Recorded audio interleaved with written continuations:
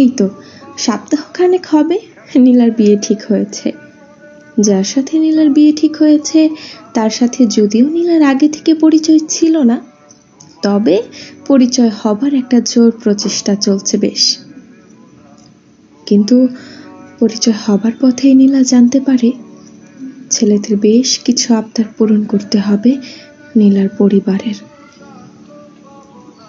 তখন নীলা শুধু ছেলেটাকে বলে, শোনো, বিয়ের পর যদি বাবার বাড়ি থেকেই মাল জিনিসপত্র নিয়ে যেতে হয় তাহলে রাস্তায় আমি নেমেই যাব, অথবা আমি বাবার বাড়িতেই না হয় থেকে যাব।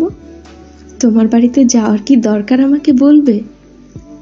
যেখানে আমাকে রাখার মতন বিছানা হবে না, আমার জিনিসপত্র গুছিয়ে রাখার মতন আলমারি, ড্রেসিং টেবিল, এমনকি শুনেছি ল্যাপ কাঁথা এবং বালিশ পর্যন্ত আমার বাড়ি থেকে তোমার বাড়িতে নিয়ে যেতে হবে।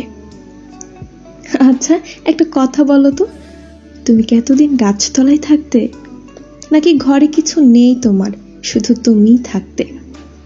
নাকি ভেবেছো বিয়ে করে ঘরের যাবতীয় জিনিস আনবে? আচ্ছা শোনো, তাহলে তুমি আমাদের বাড়িতে চলে আসো না, আমরা না হয় আমাদের বাড়িতেই থাকি। তখন তোমার কিন্তু আবার কিছু আনতে হবে না, শুধু তুমি আসলেই চলবে। কি আসবে তো? নিঃসন্দেহে চলে আসতে পারো, তোমার কিছুই লাগবে না।